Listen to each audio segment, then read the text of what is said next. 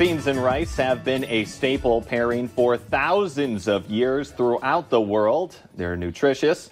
My favorite, they're cost-effective, and they're actually pretty tasty, too. Yeah, this perfect pair is what we're talking about for today's Thrifty Thursday. And we want to welcome Megan back to the show with the North Harvest Bean Growers Association. Thank you so much for coming in. Your table always looks absolutely gorgeous, and thank you. Smells great Oh, here it smells today. phenomenal here. Yay, I'm glad to hear that. Let's start. What are you making today?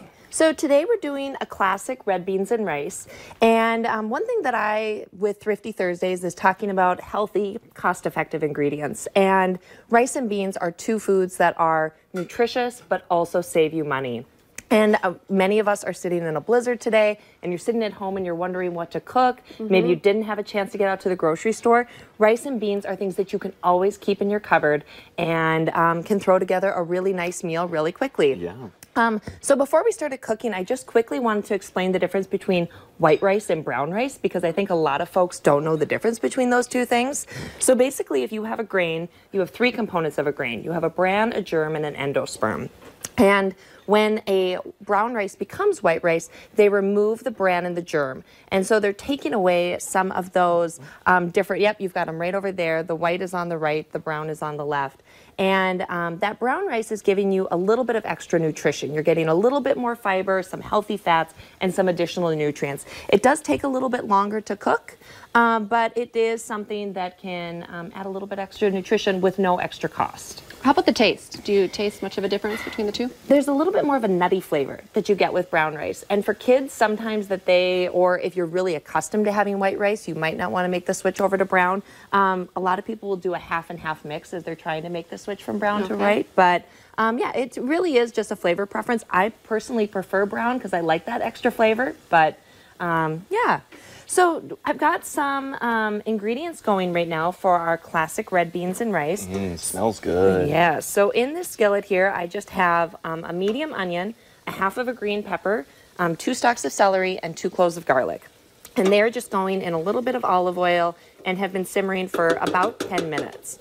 And to this, I'm going to add 1 can of dark red kidney beans. These are the beans that are used in the classic red beans and rice. And have you drained those before as well, or do yes. they? Okay. So I drained and rinsed those, and I've talked about this on the show a couple of times, but draining and rinsing canned beans really helps to remove that extra liquid, but it also removes the added sodium too. And so if we're looking to have this meal be as convenient and healthy, that draining and rinsing helps.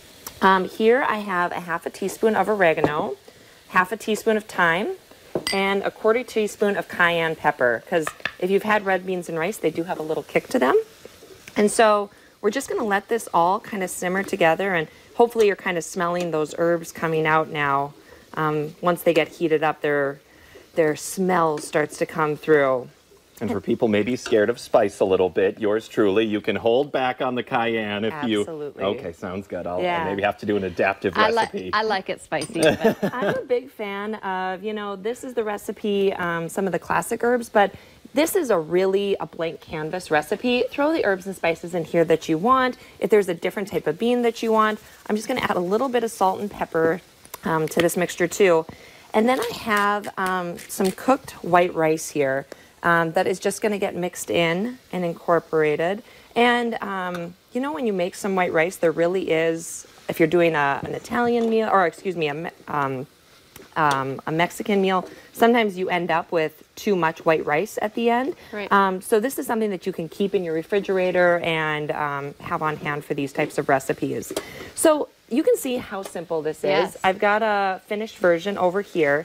But for folks who might say, I don't want to have all of these ingredients on hand, this is a little bit too much, the grocery store has made it really easy with some of these canned options that have all the seasonings already added in for you.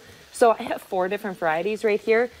These are about 50 cents more a can than what you would be getting with just your plain beans.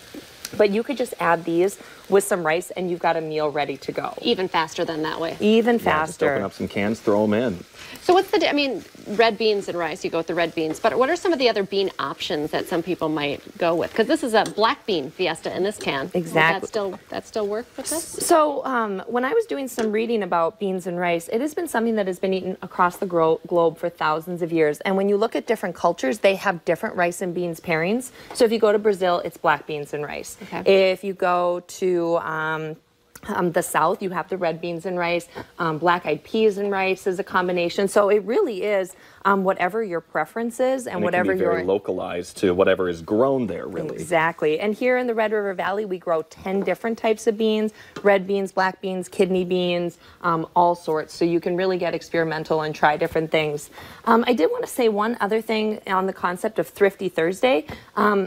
I brought a rotisserie chicken along, and I'm not sure if folks are in the habit of buying rotisserie chickens at the grocery store, somewhere around $5 or $6, but that is something that buying once a week, keeping that in your fridge. If you don't think that this looks like a substantial enough meal with just the beans and rice, add a little rotisserie chicken to it. You get a really complete, more hearty meal. Yeah, that sounds delicious. easy. I'd eat that tonight. That's why I keep my Costco membership, just so I can go get the cheap rotisserie Yeah, chicken they're pretty as good well. chickens. This is swear- a perfect meal for a storm day, too. Absolutely. Good comfort food. All right, thank you so much for coming in today. A great idea. We'll put this whole menu, in case you want all the ingredients, on our Facebook page a little bit later today. So thank you. Thank All right. you. Well, if you're stressed out and who isn't, coming up on today's show, we'll tell you how to deal with it.